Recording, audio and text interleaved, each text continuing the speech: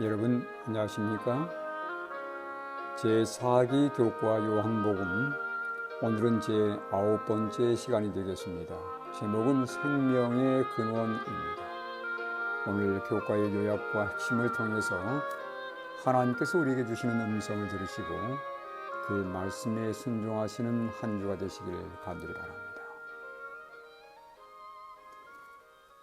오늘 기억절입니다. 요한복음 14장 6절의 말씀입니다. 예수께서 이르시되 내가 곧 길이요 진리요 생명이니 나로 말미암지 않고는 아버지께로 올 자가 없느니라. 나는 누구누구이다라는 주제는 요한복음을 관통합니다. 예수님은 자신을 내가 곧 길이요 진리요 생명이니 라고 말씀하셨고, 나는 세상의 빛, 생명의 떡, 양들의 문, 선한 목자, 참 포도나무라고 말씀하셨습니다.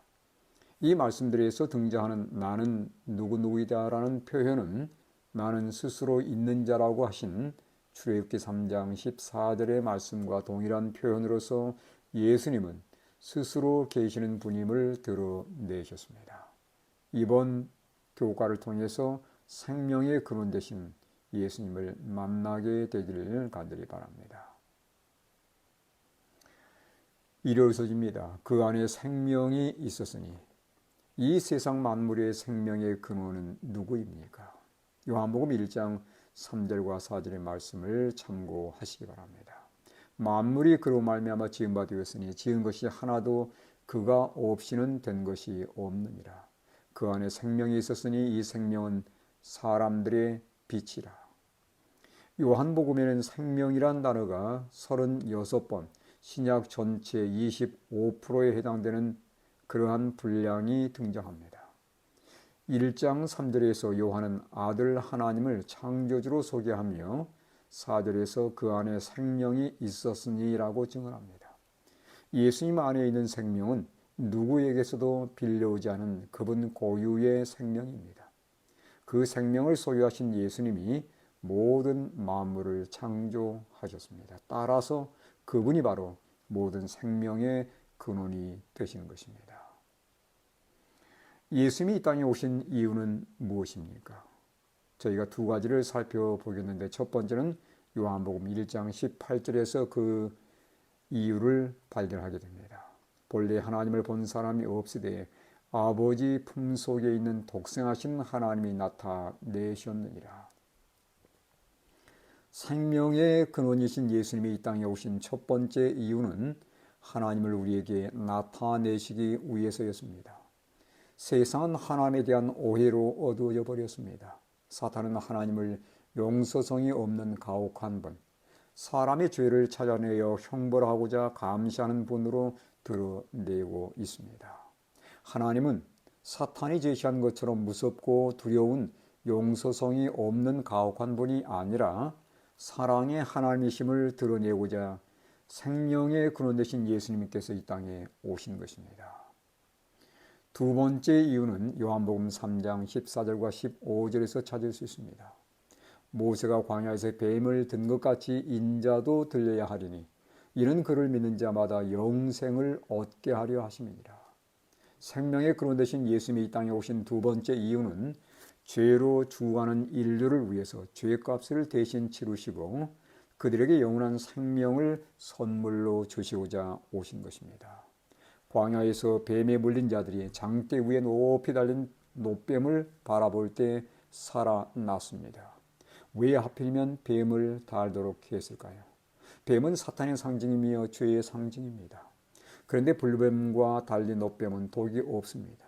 그처럼 예수님은 죄가 없으셨지만 인간의 모든 죄를 대신 지시고 십자가에 달리심으로 우리의 죄값을 모두 지불해 주셨습니다.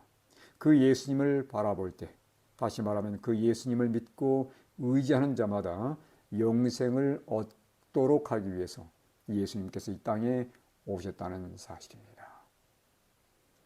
월요 소지입니다. 영생의 말씀. 요한복음 6장에서 떡에 대한 논쟁이 있은 후 여러 사람들이 이 말씀은 어렵도다라고 말하며 예수님을 떠나버렸습니다. 예수님이 제자들에게 너희도 가려느냐라고 묻자 베드로는 어떤 대답을 했습니까? 요한복음 6장 68절과 69절의 말씀입니다. 시몬 베드로가 대답하되 주여 영생의 말씀이 주께 있사오니 우리가 누구에게로 가오리이까?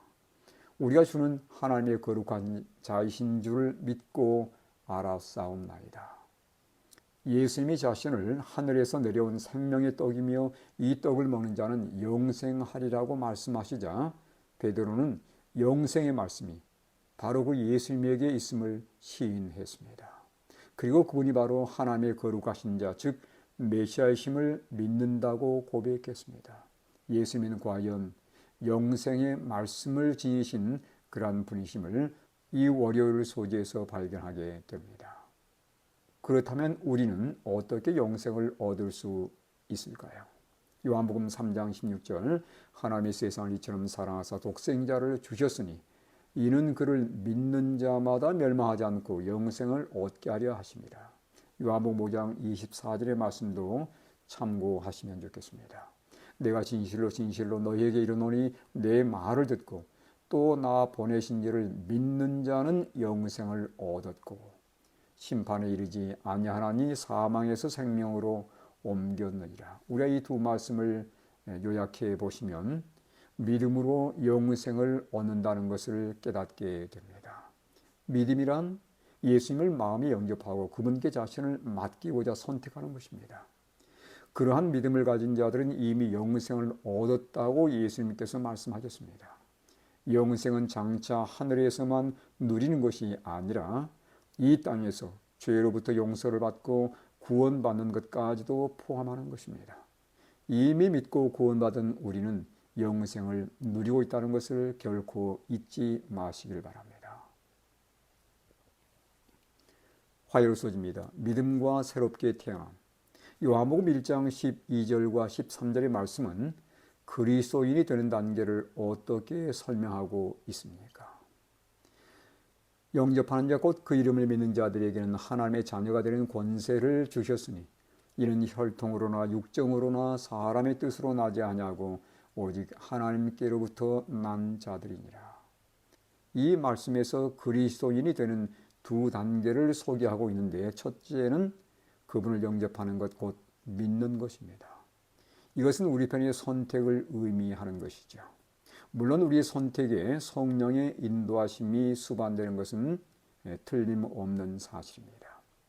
두 번째, 우리가 예수님을 믿고 선택하게 될 때에 하나님께서는 그분의 자녀로 태어나도록 능력을 우리에게 부여하시는 것입니다. 우리는 이것을 거듭남이라고 부르지요. 이것은 전적으로 하나님의 능력이며 그분의 일입니다. 사람의 거듭남은 하나님의 창조의 역사임을 우리는 인정해야 할 것입니다. 그래서 그리스도인이 되는 두 단계, 첫 번째는 우리가 믿는 것이고 두 번째는 하나님의 놀라운 능력에 의해서 거듭나는 것이며 그분의 자녀로 태어나는 것입니다. 우리의 믿음도 하나님의 선물입니까? 그렇습니다. 로마서 12장 3절의 말씀 보시면 내게 주신 은혜로 말미암아 너희 각 사람에게 말하노니 마땅히 생각할 그 이상의 생각을 품지 말고 오직 하나님께서 각 사람에게 나눠주신 믿음의 분량대로 지혜롭게 생각하라 라고 말씀합니다. 하나님께서는 모든 사람에게 믿음을 나눠주신다고 바울은 주장하고 있습니다. 분명 믿음도 하나님의 모두에게 나눠주시는 선물이라는 말씀입니다. 그러나 그 믿음을 향상시킬 것인지 아니면 약화시킬 것인지는 개인의 판단과 선택과 활용에 달려있다는 것을 우리가 결코 잊지 마시길 바랍니다. 수요일 소지입니다. 생명의 근원을 거절함. 요한이 기록한 복음서에서 우리를 슬프게 하는 대표적인 구절은 무엇입니까? 요한복음 1장 10절과 11절입니다. 그가 세상에 계셨으며 세상은 그로 말미암아 지은 바 되었으되 세상이 그를 알지 못하였고 자기 땅에 오매 자기 백성이 영접하지 아니하였으나. 스스로 계시는 분, 생명의 근원 되시는 하나님의 아들이 자기 땅에 왔고 자기 백성에게 왔지만 안타깝게도 자기 백성이 그분을 영접하지 않았다고 요한은 지적하고 있습니다. 하나님이 각 사람에게 믿음을 나눠주셨지만 그분의 백성들이 그 믿음을 활용하지 않은 것입니다. 메시아에 대한 성경의 약속들이 예수님을 가리키고 있었지만 그들은 그것들을 의심하게 되었고 그 의심은 불신으로 나아가서 불신은 결국 배반으로 발전하게 된 것입니다. 분명한 말씀과 약속에도 불구하고 생명의 근원을 거절해 버린 것입니다. 우리는 과거의 역사에서 동일한 사례를 발견하게 됩니다. 가나안 정탐꾼들 중 10명은 부정적인 보고를 했습니다. 왜 그들은 그런 부정적인 보고를 했을까요?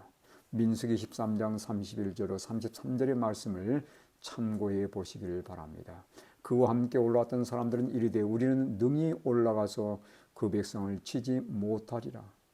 그들은 우리보다 강하니라 하고 이스라엘 자손 앞에서 그 정탐한 땅을 악평하여 이르되 우리가 두루다니며 정탐한 땅은 그 거주민을 삼키는 땅이요 거기서 본 모든 백성은 신장이 장대한 자들이며 거기서 네피림 후손인 아낙 자손의 거인들을 보았나니 우리는 스스로 보기에도 메뚜기 같으니 그들이 보기에도 그와 같았을 것이니라. 그 땅은 하나님의 젖과 꿀이 흐르는 땅이라고 말씀하신 가나안 땅이며 하나님이 이스라엘에게 주시겠다고 약속한 땅이었습니다. 그들이 가져온 거대한 포도송이와 석류와 무화과는 그 땅에 과연 젖과 꿀이 흐르는 땅임을 분명히 증명했습니다. 그런데도 그들은 그 땅을 악평하여 거주민을 삼키는 땅이라고 거짓으로 보고한 것입니다. 그들의 보고는 하나님의 약속에 대한 의심과 불신에서 나온 보고였습니다. 결국 그들이 믿지 아니함으로 능히 가나안 땅에 들어가지 못했다고 히브리서 3장 19절에 말씀하고 있습니다. 과거에 이스라엘 백성들의 이러한 경험이 신약시대에 예수님께서 행하신 이적들을 보고서도 그분을 믿지 못했던 유대인의 삶에서 다시 반복되는 것을 볼 수 있습니다. 얼마나 안타까운 일입니까? 그래서 그들은 생명의 주님이신 예수님을 거절하게 된 것입니다. 목요일입니다. 정죄. 정죄란 말은 법정에서 재판을 받고 죄가 있다고 선고받는 것, 즉 유죄 판결을 말합니다. 정죄를 받게 되면 장차 그에 따른 형벌을 받게 되는 것은 당연합니다. 사람이 심판 즉 정죄를 받는 이유는 무엇일까요? 요한복음 3장 18절과 19절의 말씀입니다. 그를 믿는 자는 심판을 받지 아니하는 것이요 믿지 아니하는 자는 하나님의 독생자 이름을 믿지 아니함으로 벌써 심판을 받은 것이니라. 그 정죄는 이것이니 곧 빛이 세상에 왔으되 사람들이 자기 행위가 악함으로 빛보다 어둠을 더 사랑한 것이니라. 요한은 심판과 정죄를 동일한 의미로 번갈아 사용하고 있습니다. 사람의 심판 즉 정죄를 받는 이유는 의심하고 믿지 않기 때문입니다. 아담과 하와가 뱀의 말을 신뢰하고 그들에게 이미 주어진 하나님의 말씀을 의심하게 되었을 때 금단의 열매를 따먹게 되었고 결국 정죄를 받게 되었습니다. 그처럼 믿지 않기로 선택함으로 우린 죄에 빠지게 되고 정죄를 면하지 못하게 되는 것입니다. 예수님 당시에 유대인들이 바로 그러한 경험을 하게 된 것이죠. 우리가 사탄의 시험과 유혹에서 이기려면 어떤 원칙을 사용해야 할까요?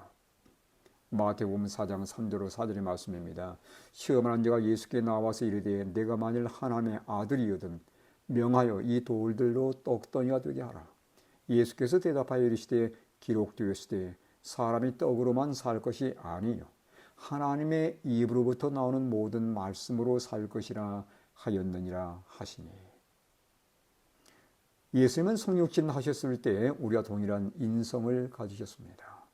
그분은 시험을 당했을 때 그분 안에 지니셨던 신의 능력을 결단코 사용하지 않으셨습니다. 그분은 우리와 동일한 입장에서 시험을 대하신 것입니다. 그분도 우리와 같은 식욕을 가지신 분이 분명합니다. 그러나 그분은 어떻게 그 식욕을 이기셨습니까?